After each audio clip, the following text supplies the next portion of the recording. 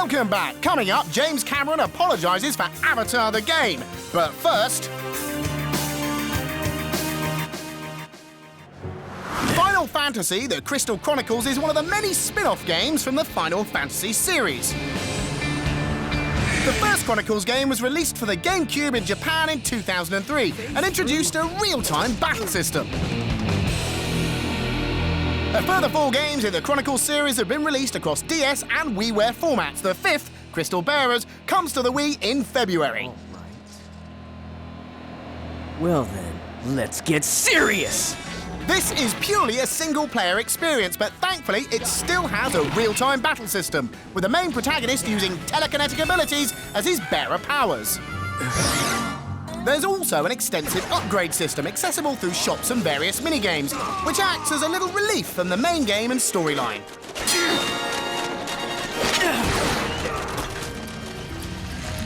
In the original Chronicles game, 4 factions balance the world, each having a crystal, giving them strength and power.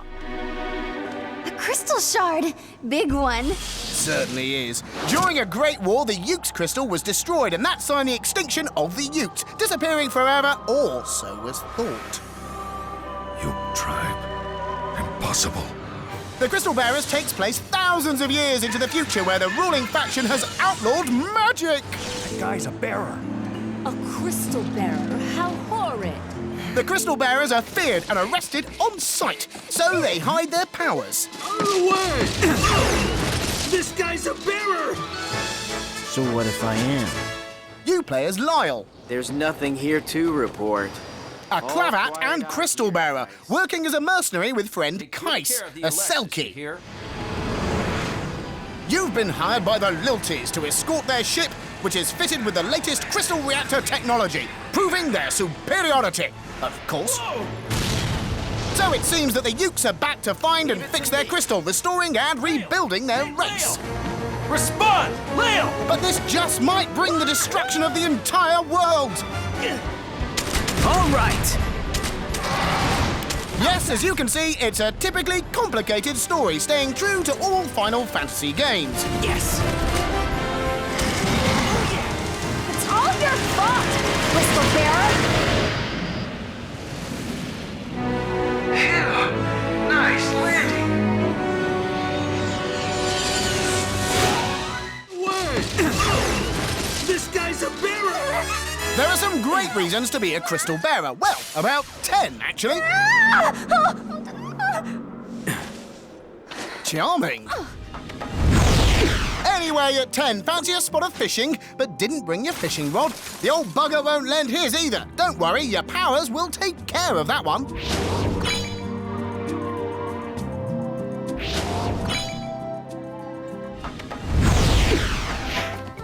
At 9, you've got great skills at riding the Chocobo. A bit more speed needed. Fly! Shame your handling skills only work on the tame Chocobo. At 8, a ring bearer has always got time for a spot of gardening. A bush there, a tree here, beauty.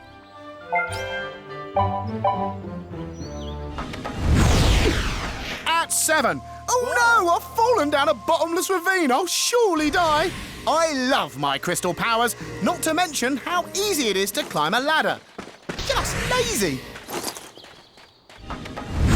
At 6, helplessly lost in the game's large world. Not a problem, my friend. Directional signs can be turned into your own personal GPS system.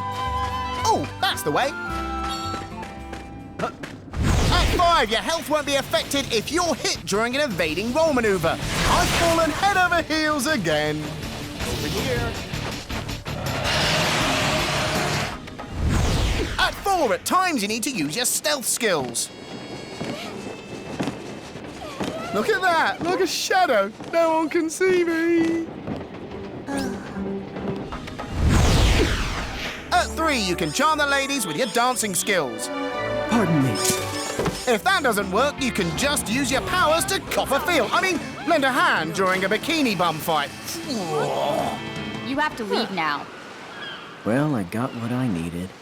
At 2, the ship's losing power. It's going to crash and kill hundreds. Time to power up the crystal reactor with your own special juice and land this baby. monster's here. I've got power right here.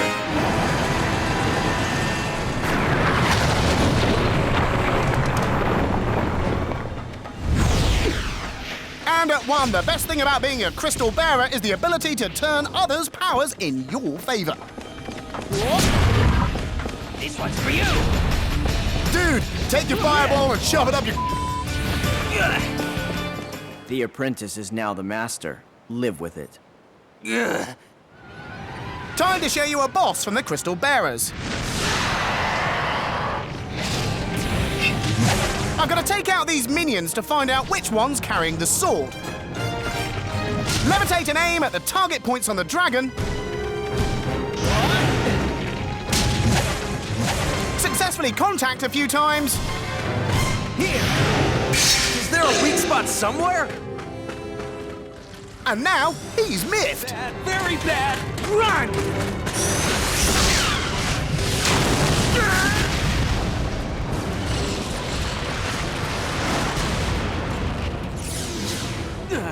I think we just made it matter. What are we gonna do? Grab it while it's flying and take the battle to the dragon.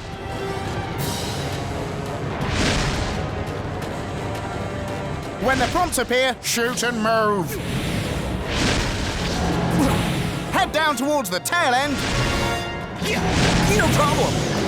And use his own spiked tail against it. Ride that dagger home. Woo!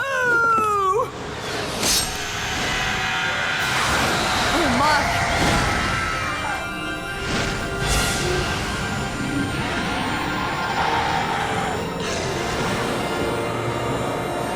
Don't leave me here!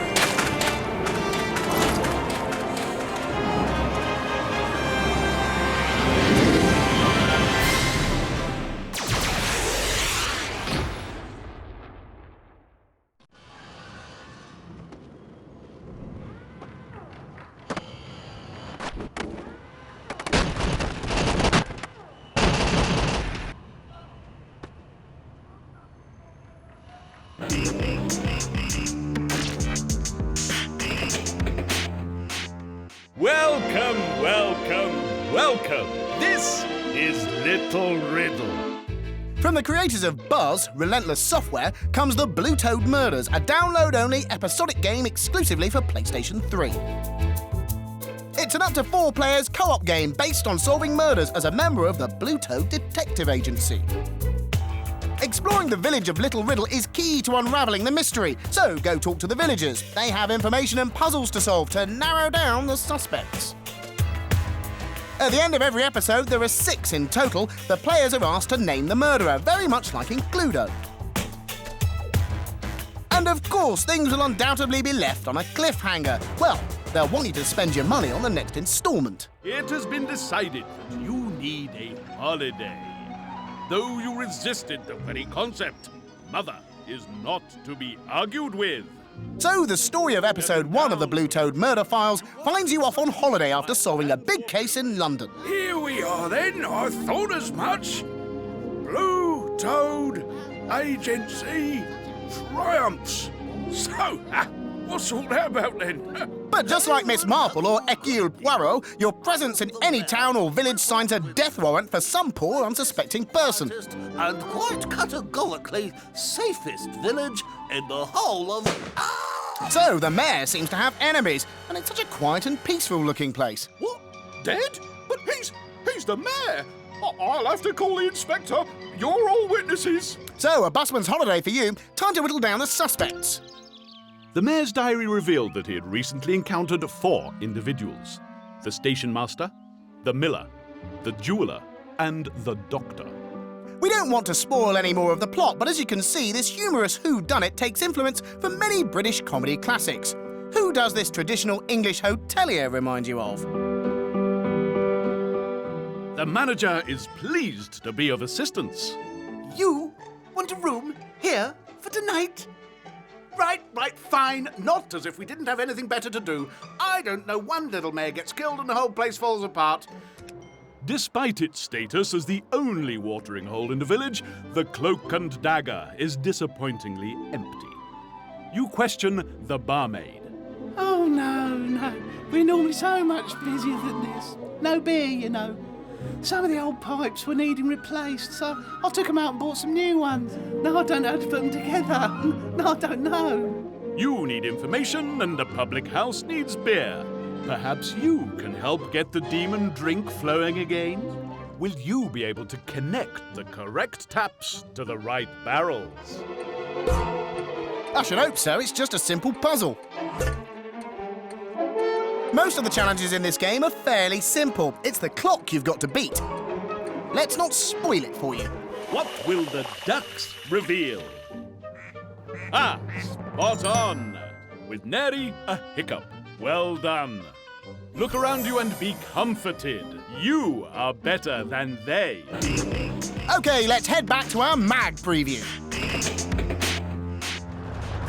One of MAG's core features that's sure to get players coming back for more is the rank system. The enemy's taking objective B. As you play, certain in-game actions like killing enemies, healing comrades and completing objectives will earn you experience points. Tower secure in progress.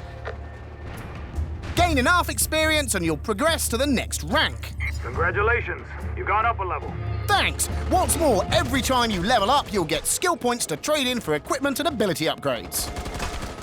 During our time with the beta, we cashed in points to reduce the damage taken from impacts. Added a useful reflex sight to our assault rifle. Customised another with an aim-improving handle. And bagged ourselves the ideal submachine gun for close-quarters shooting. Yet more incentives await players who climb further up the ranks. Withdraw. Once you reach level 15, you can start getting involved in squad leadership and become the player who's issuing the orders rather than just a grunt. As you progress, there are higher levels of leadership to aspire to, commanding entire platoons and eventually becoming the officer in charge of the whole army. Push the enemy from objective A. OK, chaps, signing off. See you next time.